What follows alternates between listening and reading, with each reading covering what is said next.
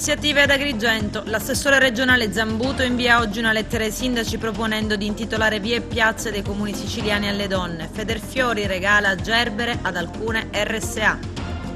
I dati crescono e quelli ufficiali sono sempre più a rilento rispetto a quelli raccolti dai sindaci. Il governo Draghi pensa a un nuovo lockdown e a un coprifuoco anticipato.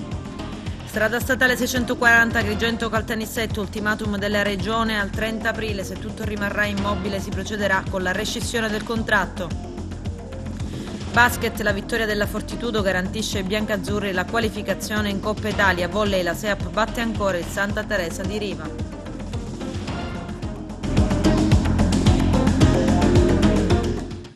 Bentrovati gentili telespettatori al nostro appuntamento con l'informazione. Per la giornata dell'8 marzo 2 iniziative sono state organizzate dall'assessorato comunale alle pari opportunità guidato da Roberta Lala di concerto con il sindaco e l'intera giunta comunale. Dopo le premiazioni delle scuole che hanno aderito al progetto Malala, il coraggio delle proprie idee, voluto dall'assessore Principato, si inaugurerà un angolo per l'allattamento e il cambio dei bambini, Pit Baby Stop, che nasce da un'idea progettuale dell'Unicef a cui il Sor Optimist, guidato da Olga Milano, ha aderito. Arturo Cantella.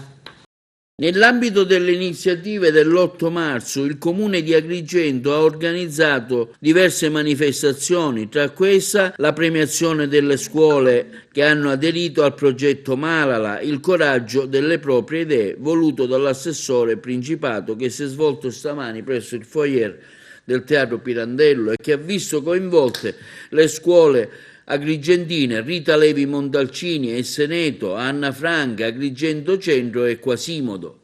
Il premio Malala riguarda appunto Malala Yousafzai e al suo impegno a favore delle donne e del loro diritto all'istruzione. Ricordiamo che Malala per questo suo impegno è stata aggredita dai talebani mentre era in autobus e faceva il rientro a casa da scuola. Quell'attentato causò la morte dei suoi compagni e compagne di scuola e il suo lieve ferimento. Sopravvissuta, si impegnò ancora di più a favore della pace e del diritto delle donne ad avere un'istruzione. Oggi è la ricorrenza di un fatto triste che ci serve per rinverdire quello che è l'impegno diuturno sicuramente di noi donne che siamo impegnate nelle associazioni, nella politica, nel sociale, anche perché il punto di vista delle donne è veramente molto necessario per costruire un mondo più a misura d'uomo nel senso di umanità. Giornata dell'8 marzo, una festa ricorrente sulla figura delle donne. Abbiamo voluto dare come amministrazione un messaggio positivo sul coraggio delle idee di Malala, un premio Nobel per i diritti civili e diritto all'istruzione. È una donna che ha combattuto appunto per questi diritti, un messaggio positivo che si vuole dare alla città di Agrigento in questo momento di Covid che purtroppo fa pensare più al negativo. Quindi un incoraggiamento a tutte le donne e un incoraggiamento a tutti i cittadini di Agrigento. Ma è una ricorrenza di un fatto triste e delittuoso che successe tanti anni fa in una fabbrica di New York e quindi poi è stato preso come simbolo e adattato negli anni e quindi oggi ci troviamo qui.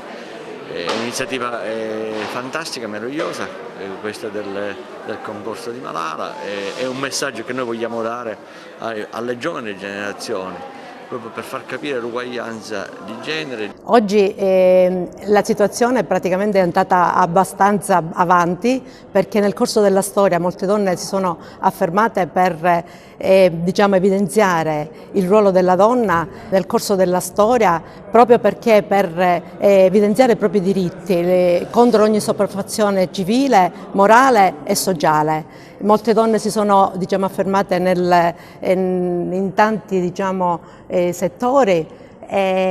Oggi abbiamo preso come punto di riferimento Malala. Non vogliamo parlare di violenza delle donne, ma vogliamo parlare della bellezza interiore che c'è nelle donne, della bellezza che c'è nella loro anima. Abbiamo preso come punto di riferimento Malala, premio Nobel per la pace, per l'impegno profuso a favore dei diritti umani e diritto all'istruzione. La teniamo come punto di riferimento perché ha fondato il Malala Fund, un'organizzazione internazionale che assicura l'istruzione a tutte le ragazze. Inaugurato stamani presso la Biblioteca La Rocca, alla presenza dell'assessore alla pari opportunità Roberta Lala, un angolo per l'allattamento e il cambio dei bambini, PIT Baby Stop, che nasce da un'idea progettuale dell'Unicef a cui il Soroptimist ha aderito con un protocollo d'intesa per la sua realizzazione nei luoghi di cultura. L'attrezzatura per arredare l'angolo è stata offerta dall'Unicef e dal Soroptimist di Agrigento, guidato dalla dottoressa Olga Milano. L'iniziativa in verità nasce da un'idea progettuale dell'Unicef a cui il Soroptimist ha aderito con un protocollo d'intesa a livello nazionale, però impegnandosi a creare un centro proprio per l'allattamento, uno spazio per l'allattamento nei centri di cultura, biblioteche, mostre o musei, proprio per dare un segnale per la libertà della donna di poter coniugare tutti i suoi aspetti, che sono non solo quelli di mamma, ma che non siano in conflitto con altre opportunità della donna, per cui non lasciare indietro nessuna parte di sé. Io desidero veramente ringraziare in particolare l'amministrazione comunale, in particolare l'assessore Lala, che in questa giornata con grande impegno siamo riusciti proprio a realizzare questa attività, perché in verità è importante anche partire dal presupposto che l'emancipazione della donna parte anche da un maggiore accesso ai servizi, e avere un baby pit stop, un posto per l'allattamento non solo in una biblioteca ma anche nel centro città, è sicuramente un valore aggiunto. Io sono molto contenta di essere qui ad inaugurare questo angolo baby pit stop. L'idea parte dall'Unicef e la sposa la realizza l'associazione Soroptimist. Io sono molto orgogliosa di inaugurarla in questa giornata particolare, che è la giornata internazionale dei diritti della donna. Proprio vogliamo lanciare un segnale, creare un angolo accogliente per le donne che devono allattare e cambiare il proprio bambino in centro città, in un luogo che rappresenta la cultura, che è la Biblioteca La Rocca. Con il sindaco, l'assessore Ciulla e tutta la giunta siamo stati ben lieti di accogliere questa richiesta e di realizzarla. Oggi proprio l'8 marzo è una bella giornata a proposito dei diritti della donna. Allora, noi dell'Unicef abbiamo fatto un protocollo d'intesa che lo ha voluto il nostro grande presidente, che è venuto a mancare con il Covid, il presidente Samenko, che assieme alla presidente del Soroptimist nazionale, Maria Coppola, hanno scritto questo protocollo. E quindi che cosa significa Baby Pit Stop? È un ambiente dove le donne che devono allattare i bambini hanno un posto creato proprio apposta per i bambini, pieno di colori. Dedicare vie e piazze dei comuni siciliani a personaggi femminili, visto che nel territorio regionale è un fenomeno poco diffuso, lo propone l'assessore regionale alle autonomie locali Marco Zambuto, che proprio oggi, in occasione della giornata della donna, ha inviato una nota a tutti i sindaci, commissari straordinari, presidenti dei consigli e consiglieri dei comuni dell'isola. Questa situazione, si legge nella nota, determina uno squilibrio ormai ingiustificabile, considerato l'alto numero di donne che si sono distinte nella loro vita per l'impegno sociale, culturale, scientifico e politico. L'obiettivo di Zambuto è quello di portare alla conoscenza delle nuove generazioni, e non solo, delle donne che hanno contribuito alla crescita della nostra nazione e che hanno portato avanti con perseveranza e tenacia importanti traguardi per l'intera collettività. Il livello di civiltà di una società, ha concluso Marco Zambuto, si misura anche per la considerazione, il rispetto e l'attenzione che si ha nei confronti dell'universo femminile. In occasione della Festa della Donna 2021, Federfiori Confcommercio promuove l'iniziativa Raggio di Sole. L'iniziativa consiste nella consegna di gerbere gialle in alcune RSA. Vediamo. In occasione della Festa della Donna 2021, Federfiori Confcommercio, in collaborazione con i sindacati provinciali Cometa, Federfiori, Unione Induisti Italiani, ha promosso l'iniziativa Raggio di Sole, un pensiero per le persone anziane, sempre più sole. La manifestazione ha avuto un programma ieri domenica mattina 7 marzo e ha consistito nella consegna di gerbere gialle in alcune RSA delle province italiane, da dare in dono alle signore anziane ospiti nelle residenze sanitarie, in modo da portare loro un raggio di sole per le donne più sole. Ad Agrigento le donazioni sono state fatte presso alcuni istituti, tra cui Villa Maria, Villaggio Mosè, Casa di Riposo Maria Santissima Immacolata, Monastero Santo Spirito, Residenza per Anziani Villa Noi, Istituto Sacro Cuore Zirafa, Istituto San Domenico Savio, Casa Felice Residenze per Anziani, Casa Famiglia Santa Bernadette, Cooperativa Sorriso, Casa Famiglia Maria Sole, Casa Famiglia Emanuele, Casa Famiglia Sacro Cuore di Gesù e Casa Protetta per inabili. Buongiorno a tutti, io mi chiamo Salvo Maniscalchi Cirincione e sono il presidente provinciale di Federfiori Confcommercio di Agrigento.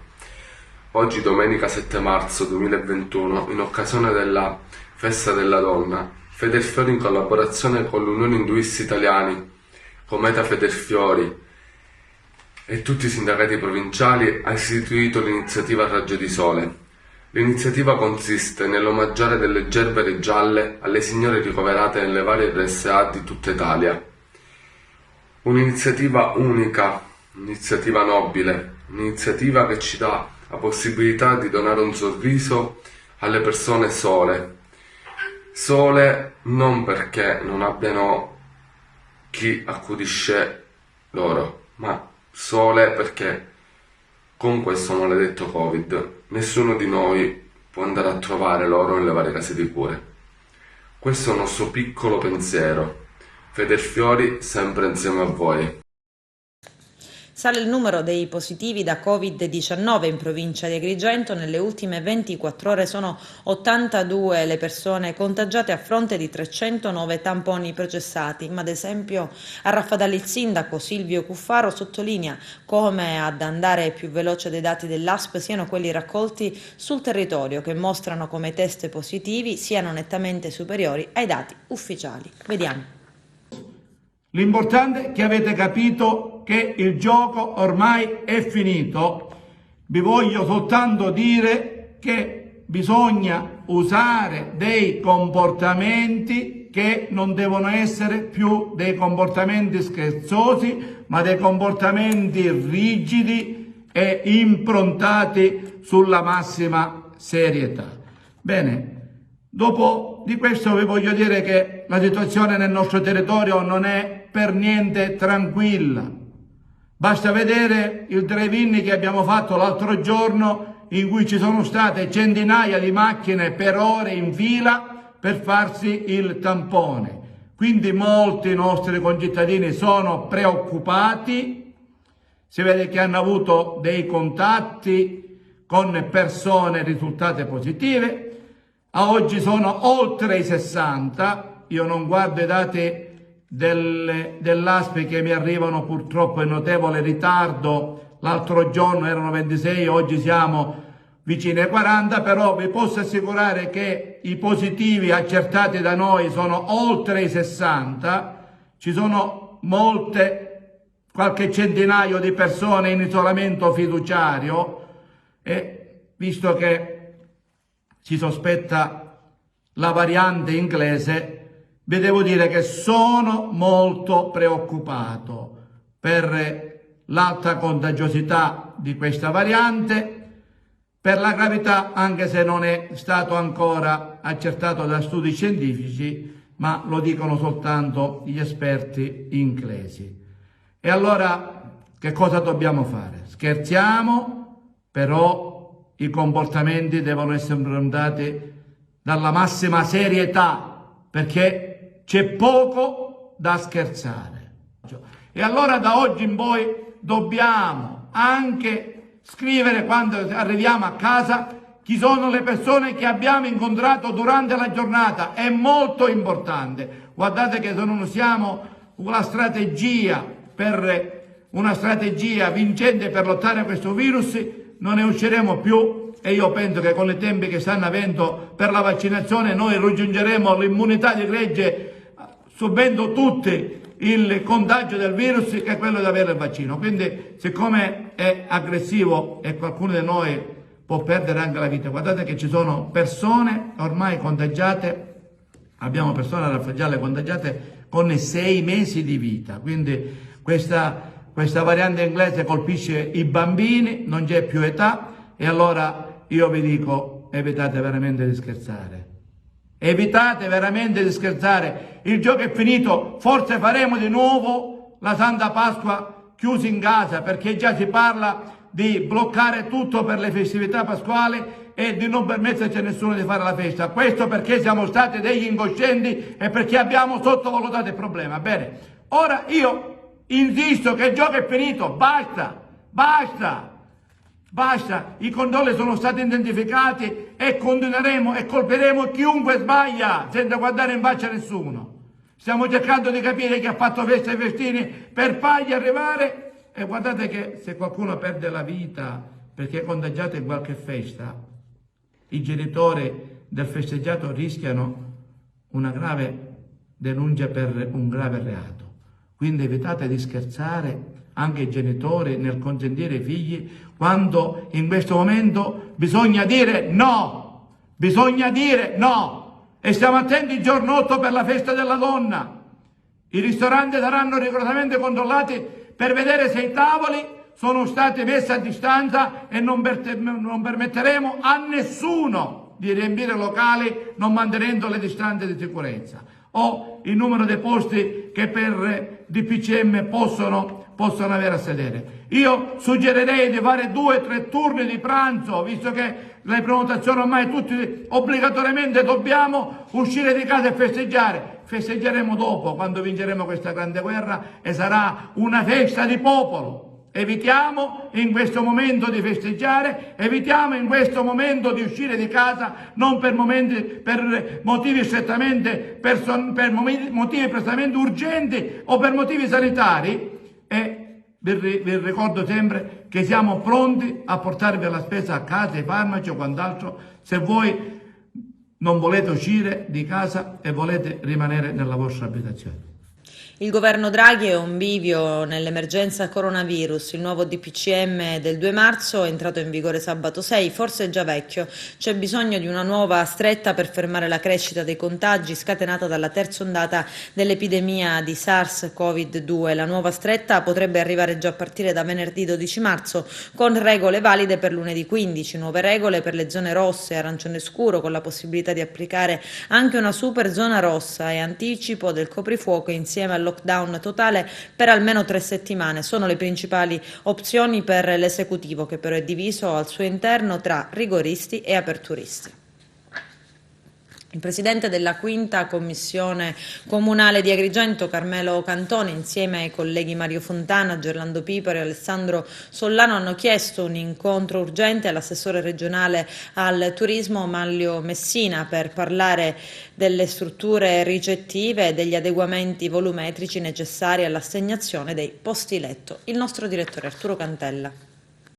Il presidente della quinta commissione comunale, Carmelo Cantone, unitamente ai consiglieri Mario Fontana, Gerlando Piparo, Alessandro Sollano, hanno richiesto un incontro urgente con l'assessore regionale al turismo Manlio Messina al fine di rappresentare le difficoltà causate dal decreto amministrativo 1507 del 2019 che riguarda il rinnovo quinquennale della classifica delle strutture ricettive. Il decreto modifica i parametri con effetto retroattivo qualitativi volumetrici e impone adeguamenti che risultano particolarmente impegnativi per il rinnovo della classificazione delle suddette strutture ricettive.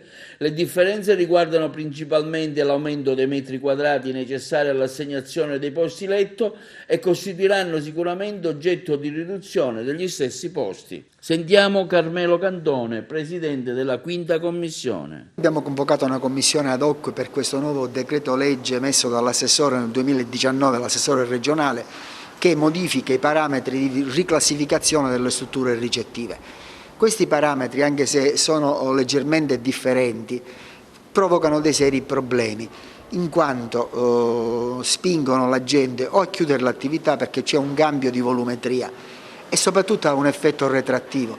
Quindi i seri problemi stanno nel fatto che praticamente la gente non può abbattere i muri, deve diminuire i posti letto, oppure praticamente chiudere la propria attività, oppure ripercorrere i sentieri dell'illegalità molto frequentati negli ultimi anni. Abbiamo quindi chiesto con i consiglieri Sollano, Piparo e Fontana, quindi tutta la quinta commissione, un incontro con l'assessore regionale Manlio Messina affinché possa rivedere, quantomeno non rendere retroattiva, questa misura da lui emanata. Il consigliere comunale di Agrigento, Mario Fontana, ritiene che in alcuni casi l'ordinanza del sindaco Miccichè su San Leone sia stata interpretata erroneamente. Fontana spiega: tutti possono usufruire dei servizi ristorativi della località balneare di San Leone, anche coloro i quali non risiedono nella provincia di Agrigento. Credo che l'amministrazione debba esprimere con maggiore chiarezza l'essenza di tale ordinanza, in quanto è inconcepibile che le attività locali già abbastanza danneggiate dal Covid debbano subire ulteriori danni dal fatto che non ci sia una esaustiva comunicazione che faccia interpretare al meglio le ordinanze.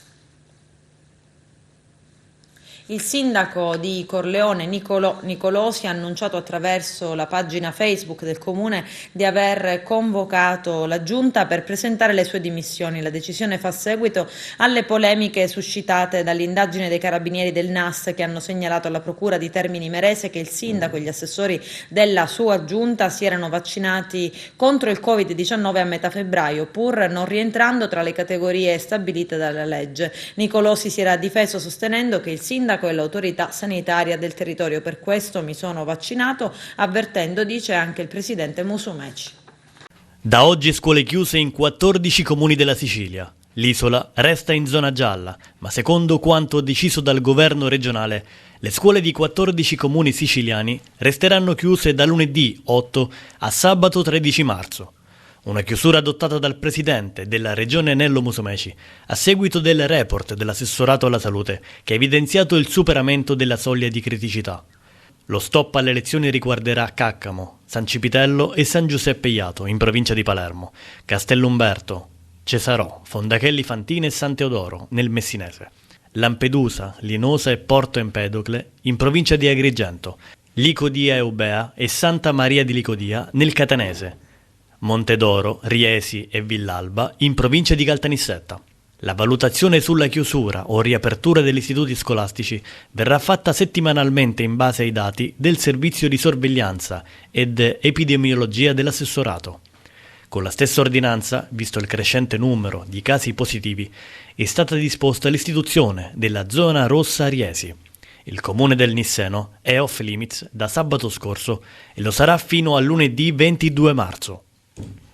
Controlli a tappeto da parte delle forze dell'ordine, soprattutto ad attività lavorative e commerciali della città dei Templi per far rispettare il DPCM, nel corso dei quali sono stati chiusi un tabacchino a Fontanelle e un bar al Villaggio Mosè per mancato rispetto delle norme anti-Covid. I controlli delle forze di polizia in questo fine settimana si sono fatti ancor più stringenti dopo le tante segnalazioni di assembramenti e mancato uso della mascherina. La Guardia di Finanza ha chiuso per la durata di 5 giorni un tabacchino nel quartiere di Fontanelle e un bar dalle parti di Viale Leonardo Sciascia, elevando ai proprietari una multa da 400 euro ciascuno per varie violazioni delle regole anti-Covid. Alessandro Pagano, vice capogruppo della Lega alla Camera dei Deputati, afferma e ritiene che sia necessario riaprire palestre, piscine e attività sportive. Questo, dice, è l'impegno della Lega. Vediamo. Forte presa di posizione dell'onorevole Alessandro Pagano della Lega: riaprire le palestre, le piscine, le attività sportive è impegno della Lega. Abbiamo la missione di aiutare non soltanto i gestori dell'attività, afferma l'onorevole Alessandro Pagano della Lega, le attività sportive, ma anche e soprattutto salvare la popolazione dalla tirannide psicologica che li vuole ridurre a larve omare, schiave delle subdole e moderne dittature psicosanitarie. Questa è la dichiarazione dell'onorevole Alessandro Pagano. Siamo a San Cataldo, città del centro Sicilia, siamo venuti qui a trovare gestori di palestre che purtroppo sono in questo momento in sofferenza perché non possono lavorare e non possono portare avanti quella che è la loro missione. Sì, missione, perché mai come in questo momento di Covid le popolazioni chiuse dentro casa diventano sempre più psicologicamente fragili. Ecco perché le palestre, le piscine, le attività sportive in generale sono uno strumento di salute. Lo sport è vita, lo sport è salute. Mai come in questo momento dobbiamo dirlo. Per fortuna il governo Draghi sta dando delle aperture straordinarie. Io posso vantarmi, lo dico con grande umiltà, però che il mio intervento alla Camera il giorno della fiducia al governo Draghi ha visto la replica del Presidente del Consiglio proprio su questo argomento, a dimostrazione che lui crede fortissimamente sulla capacità di riscatto alle popolazioni attraverso la riapertura delle attività sportive. E oggi siamo qui per dire che siamo al loro fianco. Lavoreremo non soltanto per avere giusti ristori, ma perché loro possano riaprire di nuovo le loro attività. Aprendo le attività sportive si salva la popolazione. Ancora una volta siamo convinti che questa è la giusta strada e la Lega lavorerà per questo obiettivo. Momenti di forte tensione all'hotspot di Lampedusa. Diversi migranti che da giorni sono ammassati all'interno della struttura hanno dato vita a momenti di protesta perché chiedono di essere lasciati liberi di andare dove preferiscono. Questo è il risultato di un'accoglienza sbagliata, senza senso e senza regole, dice il rappresentante locale della Lega con Salvini Attilio Lucia, ma che deve succedere affinché il governo corra ai ripari e chiuda questa struttura. Dice: non possiamo assistere a queste scene con cadenza quasi giornaliera. Sul completamento della strada statale 640 Caltanissetta-Agrigento, nonostante una linea di credito lunga ormai 2 anni da parte del governo Musumeci, non si registrano i passi avanti pattuiti. Queste le parole dell'assessore regionale alle infrastrutture Marco Falcone, che prosegue: di fronte ai molteplici impegni disattesi, la strada della rescissione del contratto diventa sempre più concreta, perché è unico modo per tutelare gli interessi della Sicilia e imprimere una svolta a un cantiere ancora esanime. Abbiamo concordato con i dirigenti dell'azienda la data del 30 aprile come ultimo giorno utile per tirare le somme. Se l'opera rimarrà ancora nella stasi, ANAS avvierà la rescissione del contratto, così come richiesto dal governo Musumeci. Collabora con la giustizia il boss Gaetano Fontana, appartenente alla cosca mafiosa dell'Acquasanta, una delle più potenti del Palermitano. I dettagli nel servizio. La Procura di Palermo ha chiuso le indagini per 84 dei 90 arrestati nel Maxi Blitz Mani in Pasta, con il quale il 12 maggio 2020 era stato smantellato il clan dell'Acquasanta, ed è proprio dalle pieghe dell'avviso di conclusione delle indagini che emerge un nuovo pentimento tra i boss, cioè quello di Gaetano Fontana, che con l'operazione della Guardia di Finanza era finito in carcere assieme ai fratelli Giovanni, Angelo e Rita, nonché la moglie Michela Radogna. La decisione del mafioso di collaborare con i magistrati è arrivata negli ultimi giorni. Fontana, che ha compiuto 45 anni qualche giorno addietro, è figlio dello storico boss di Cosa Nostra Stefano, ed è certamente un personaggio che sa e conosce le dinamiche dell'organizzazione criminale, anche quei segreti meno recenti. Sa e conosce soprattutto aspetti legati agli investimenti mafiosi. Il Fontana, assieme ai fratelli, come sostengono il procuratore aggiunto Salvatore De Luca ed i sostituti Amelia Luisa e Dario Scaletta, avrebbe gestito affari in vari settori anche a Milano e all'estero dello smercio di orologi di lusso, con ramificazioni internazionali e un fatturato talvolta milionario. Alla droga, dalle indagini dei finanzieri era emerso che all'Acquasanta non si sarebbe puntato solo su cocaina e hashish, ma anche sul popper, una sostanza nota per le sue proprietà afrodisiache, spesso utilizzata in combinazione con il Viagra. Secondo gli inquirenti, però, i soldi sarebbero stati investiti anche nelle corse dei cavalli, nel settore del caffè, nella cantieristica navale, nelle scommesse. Fontana, che ora ha deciso di passare dall'altro lato della barricata, secondo la procura sarebbe stato a capo del clan. Dopo essere stato arrestato per mafia nel 2013 era tornato libero per decorrenza dei termini. Era tornato poi in cella l'anno successivo e nel 2017, dopo aver scontato la pena, era stato scarcerato. A maggio scorso il nuovo nuovo arresto. Era giugno 2020 quando 15 arrestati nella medesima maxi operazione contro il clan dell'Acquasanta del 12 maggio tornavano liberi su disposizione del Tribunale del Riesame, gli ultimi in ordine di tempo per i quali i giudici decidevano di annullare l'ordinanza di custodia cautelare emessa dal GIP Pier Giorgio Morosini. È stato sottoposto a un intervento di chirurgia plastica al Policlinico di Palermo il giovane che un paio di settimane addietro è stato aggredito e ferito con un bicchiere frantumatogli sul volto. L'aggressione, per la quale i carabinieri della compagnia di Agrigento hanno già denunciato 2 giovani, un 17enne e un 19enne, si è verificata in piazza Giglia, a San Leone, ad Agrigento. A mettersi in contatto con il Policlinico era stato il sindaco Franco Micciche, che dopo l'aggressione era andato a far visita al giovane e aveva notato da medico che la ferita al volto era decisamente gonfia e malmessa. L'intervento è servito per drenare la ferita e riparare il muscolo, oltre che per limitare la cicatrice facciale. Sant'Angelo deve rimanere a Licata e polemica sulle reliquie donate a Gela. Il servizio è di Giuseppe Cellura. Tra Comune, Ordine Carmelitano e Curia Arcivescovile di Agrigento c'è in atto uno scontro di competenze per quanto riguarda la gestione e l'effettiva titolarità delle reliquie di Sant'Angelo Martire, patrono della città. Scontro emerso, anche con toni sostenuti, durante la conferenza stampa convocata dal sindaco Galanti e a cui hanno preso parte anche il priore provinciale dei Carmelitani Toni e il responsabile dei beni culturali della Curia, padre Giuseppe Pontillo. Alla conferenza presenti anche l'esperto del sindaco Ivan Marchese e gli storici Laperna e Lo Greco, i quali hanno stilato una dettagliata relazione tecnico-storica.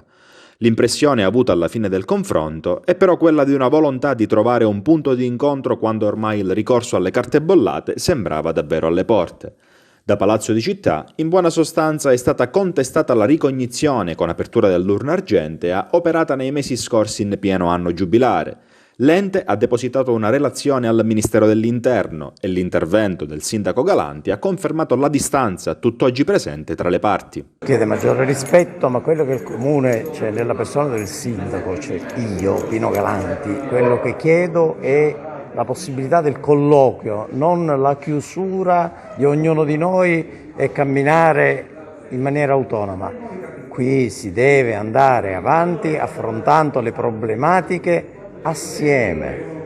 La Chiesa non è separata dall'amministrazione, la Chiesa fa parte dell'amministrazione, fa parte delle istituzioni e loro assieme all'amministrazione, che non è il dottore Galanti, è quello che c'è lì al momento, chiunque, loro si debbono interfacciare con l'amministrazione. Tramite la relazione dei suoi storici, il Comune ha fatto valere le proprie ragioni. Uno ius patronatus attribuirebbe infatti la proprietà al Comune e non alla Chiesa.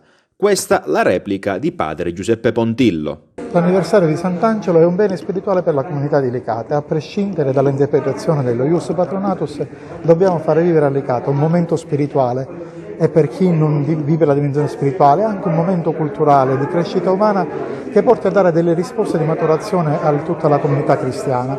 Non è questione di proprietà, è questione di tutelare il bene della comunità di Licata, che prima di essere un bene materiale è un bene spirituale, un bene morale, come padre Toni più volte ha ricordato, che sono le reliquie di Sant'Angelo, che non sono altro che la vicinanza della santità a una comunità che vuole vivere la sua identità cristiana. La miccia è stata innescata dalla recentissima donazione di alcune reliquie di Sant'Angelo alla comunità ecclesiale gelese. È questo che vorremmo tutti, perché in fondo il giubileo è iniziato, ma deve ancora entrare nel vivo a causa della pandemia e di tutto quello che abbiamo vissuto. Per cui è chiaro, dobbiamo tendere ad una unità oltre le divisioni dentro tutti i settori, quindi dentro sia i settori istituzionali, noi che siamo tornati per servire e per aprire una realtà come quella di Sant'Angelo, che era già servita ma che vorremmo rendere ancora più fruibile a coloro che vogliono accompagnamento spirituale, preghiera, onorare le reliquie di Sant'Angelo, soprattutto farsi ispirare dall'esempio cristiano e umano di Sant'Angelo, e poi anche all'interno della popolazione, all'interno di questo paese, che proprio deve trovare, ed è chiamato e vuole trovare intorno a Sant'Angelo la propria unità. Adesso c'è la pubblicità, tra poco vi aspetto. Festa del mandorlo, acceso il tripode dell'amicizia a Naro, un piccolo fuoco dal grande significato. L'accensione del tripode dell'amicizia ha voluto celebrare una festa che a causa della pandemia non si svolge neanche quest'anno. Vediamo. Signor Sindaco, dietro questa fiamma che arde si celano diversi sentimenti di pace, fratellanza, amicizia e soprattutto speranza. Ma anche rinascita. Questo vuole essere un evento promozionale per la Sagra del Mandorlo dell'anno 2022. Questo purtroppo è il secondo anno che non abbiamo né canti né balli, ma ci dobbiamo affidare al virtuale perché la pandemia purtroppo ha bloccato tutto. Però noi siamo certi di una cosa, così come è un periodo di gestazione questo qua, intendiamolo come un periodo di gestazione. La speranza sicuramente è quella che tutto finisca e che questa piazza possa essere nuovamente riempita di tantissima gente, così come i negozi, gli esercizi, i bar, i ristoranti, ma non solo a Naro, in ogni parte del mondo.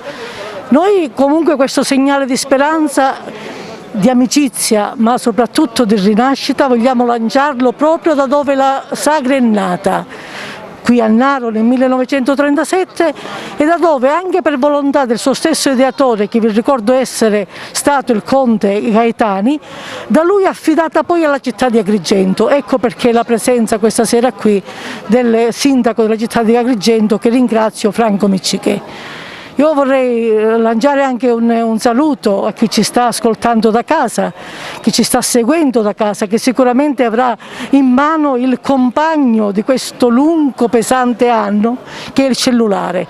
Ma grazie al cellulare, grazie alle TV, grazie ai social, noi stiamo riuscendo a fare quello che non possiamo fare, abbracciarci. Quindi quante famiglie si abbracciano e si videochiamano attraverso i cellulari.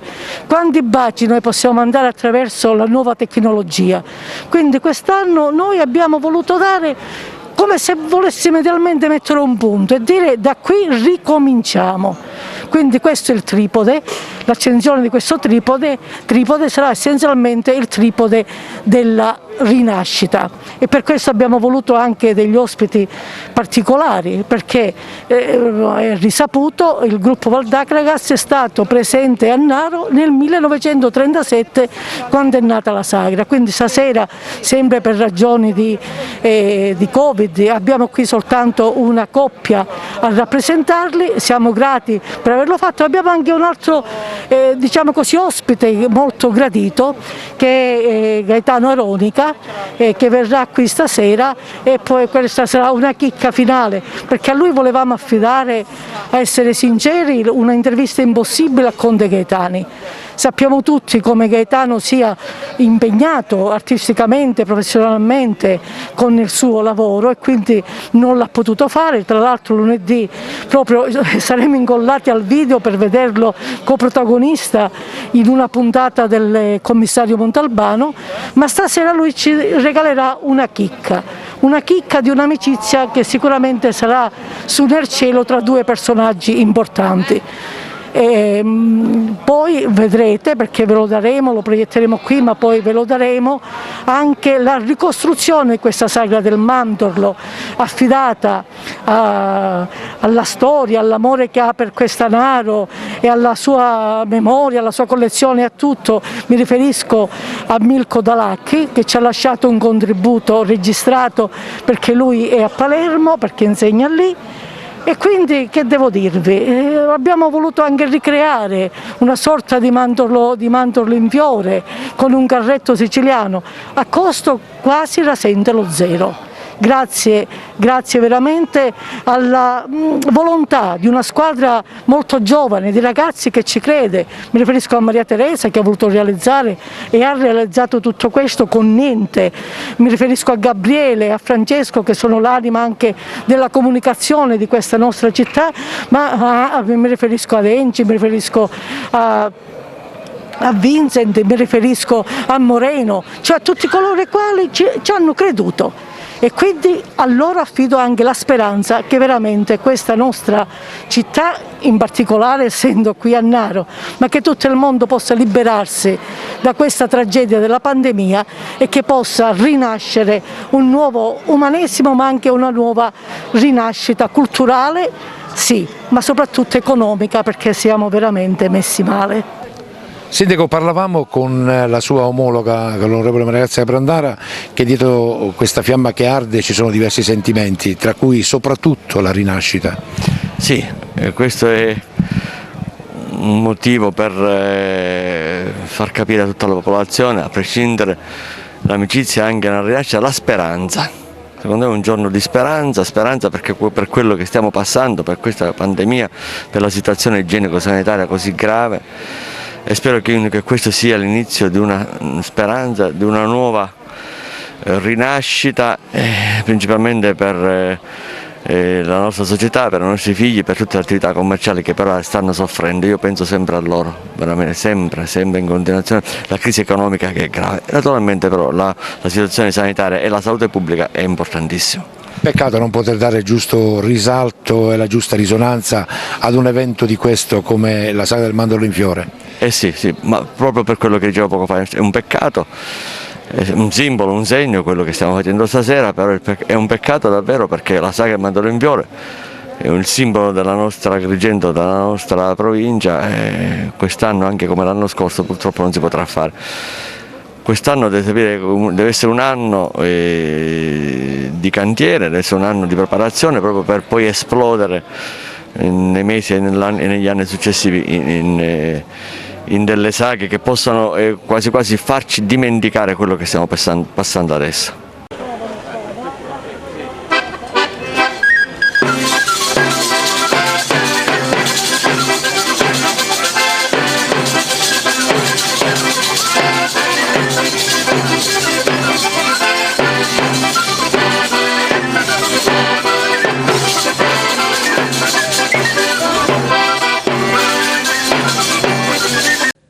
I volontari del team Spiagge Pulite hanno organizzato una giornata ecologica a Porto Empedocle, grande partecipazione di grandi e piccini che, muniti di mascherina, guanti e sacchetti, hanno tolto i rifiuti dal lido Nettuno. Alla raccolta ha partecipato anche il primo cittadino, Ida Carmina. Vediamo.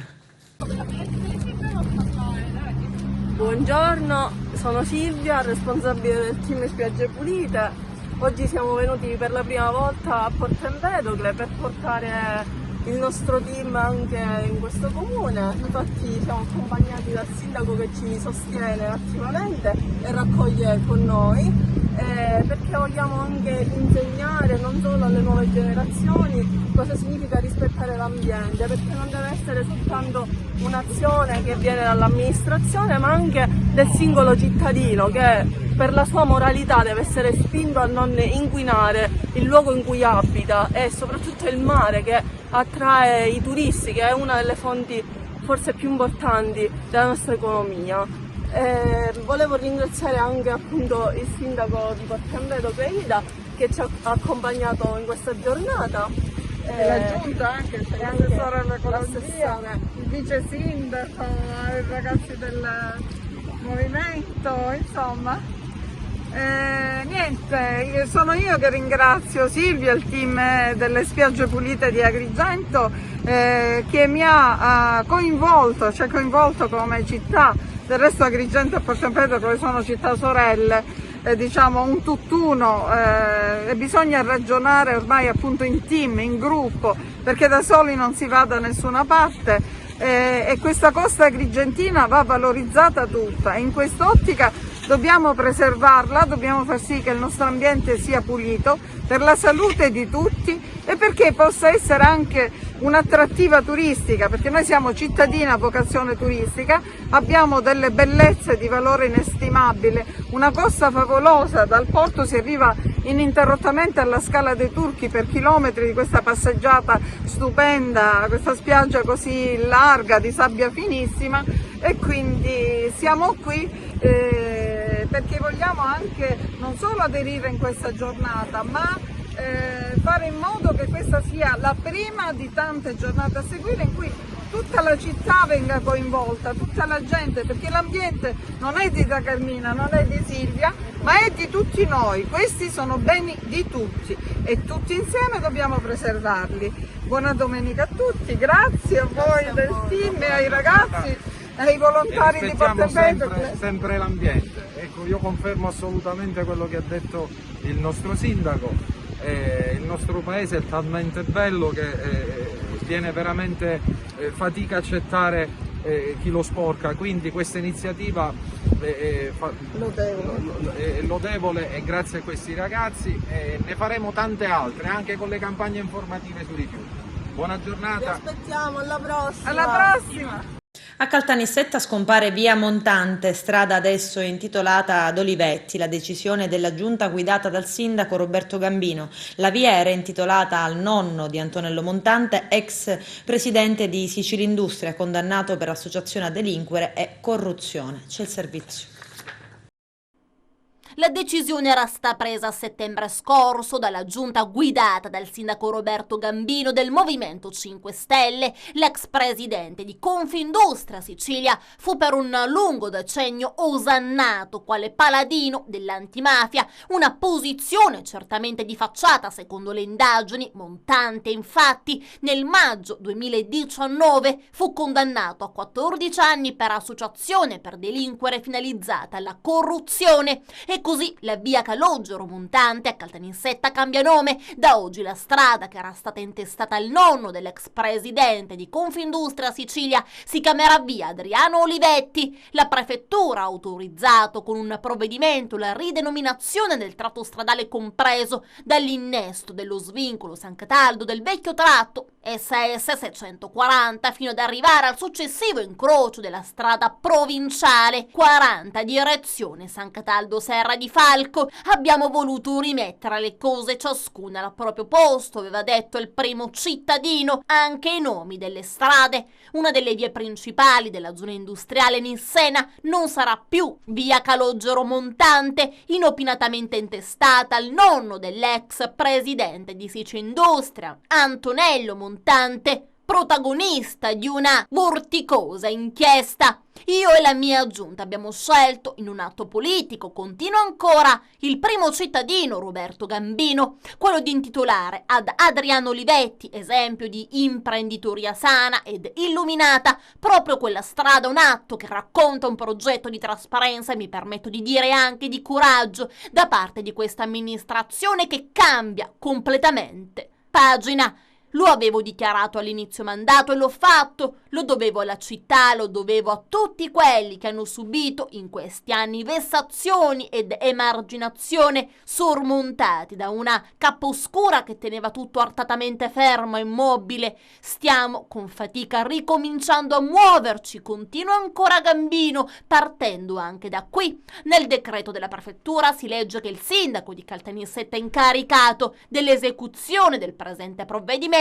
In questi mesi sono arrivati pareri positivi della soprintendenza dei beni culturali e ambientali e della società nissena di storia patria di Caltanissetta del 31 gennaio scorso. Già potentissimo presidente di Confindustria Sicilia e delegato per la legalità dell'associazione degli imprenditori a livello nazionale, Montante è stato per un decennio considerato quale paladino della legalità, una posizione certamente non ben sposata da Montante. Infatti, come raccontano le cronache alle quali abbiamo dato ampio spazio, nel maggio del 2019 è stato condannato per associazione per delinquere finalizzata alla corruzione e accesso abusivo a sistema informatico. Era stato già tratto in arresto un anno prima, rapporti con politici di altissimo livello, imprenditori e magistrati. L'inchiesta Double Face ha infatti raccontato e rivelato come l'imprenditore di Serra di Falco, paesino in provincia di Caltanissetta, fosse il destinatario di decine di richieste di raccomandazione.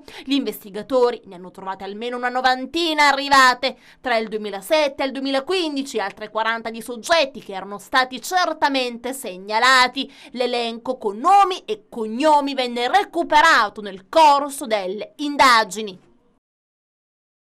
Basket B1, la Fortitudo Agrigento travolge Bernareggio e centra la qualificazione in Coppa Italia. I biancazzurri impostano gioco e ritmo alla fine di una partita più che mai intensa. Il big match è terminato con il punteggio di 92-74.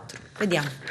Anzitutto valgono la qualificazione alla Coppa Italia, che credo che sia un premio meritato da parte dei ragazzi, perché ormai dall'inizio dell'anno hanno lavorato per migliorare quotidianamente, e credo che le ultime prestazioni siano a dimostrazione del fatto che dei passi avanti li abbiamo fatti. Stasera è una partita difficile, perché comunque giocavamo con una squadra completa, che ha dimostrato già dall'inizio della stagione di essere una squadra rodata. È un gruppo che Bernareggio porta avanti da qualche anno, e ha fatto proprio di questo, della conoscenza reciproca da parte dei giocatori, la sua forza probabilmente all'inizio dell'anno, quando ha vinto le finali di Supercoppa.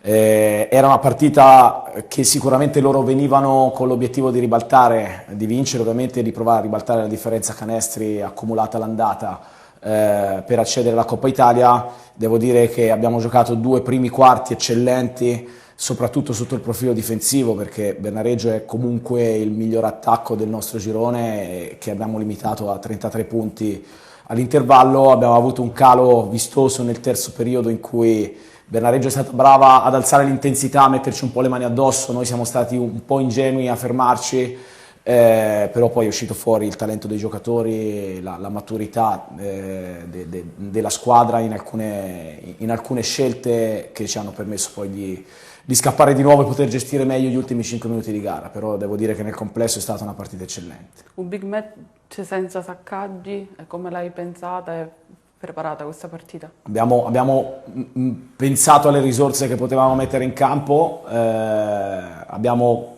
cambiato poco niente rispetto a quello che era il nostro piano partita. Ovviamente Andrea è un terminale offensivo importante, ma è un giocatore che in assoluto nell'economia della squadra ha un peso specifico importante. Ci siamo pianti poco addosso, abbiamo lavorato sapendo che non ci sarebbe stato, abbiamo cercato di trovare le risorse che abbiamo, perché poi anche i ragazzi si sono comportati bene.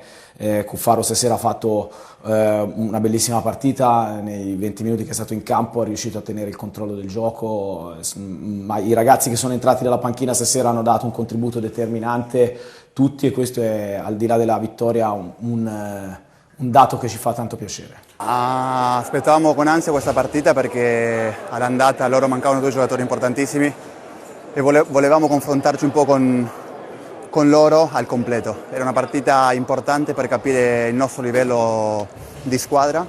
Ci mancava comunque un giocatore importantissimo per noi come Saccaggi, però oggi sono molto contento perché siamo riusciti a fare un passo in avanti come squadra. Abbiamo avuto nel terzo quarto un momento dove siamo andati ognuno per i fatti suoi, però secondo me ci siamo cercati tantissimo, con la qualità che abbiamo in attacco, con i giocatori che abbiamo, dove sappiamo giocare, muovere la palla, dove siamo una squadra dove devono difendere su tutti. Se riusciamo con costanza a fare questo tipo di gioco, secondo me possiamo toglierci belle soddisfazioni. È stato un match vero anche da parte tua, che voto ti dai? No, il voto no, io non mi do, sono contento, ho fatto una prestazione comunque abbastanza intensa, buona. Io cerco di dare sempre il mio contributo alla squadra, non penso alle statistiche, non penso assolutamente a niente. Per me la cosa più importante di oggi era vincere, come tutti ovviamente, avere 2 punti più in classifica, perché comunque è importantissimo per la continuità del campionato. E poi voglio dire una cosa, siamo un'altra volta in Coppa Italia. Questo per noi è un traguardo, un obiettivo importante. Non era scontato riuscirci di nuovo, la Fortitudo negli ultimi anni è sempre andata alla Coppa Italia, e secondo me questa è una cosa molto importante per tutti quanti, perché vuol dire che la società anno dopo anno continua a lavorare bene, a trovare comunque giocatori buoni, anche se si cambia categoria, si cambiano allenatori, si cambiano giocatori.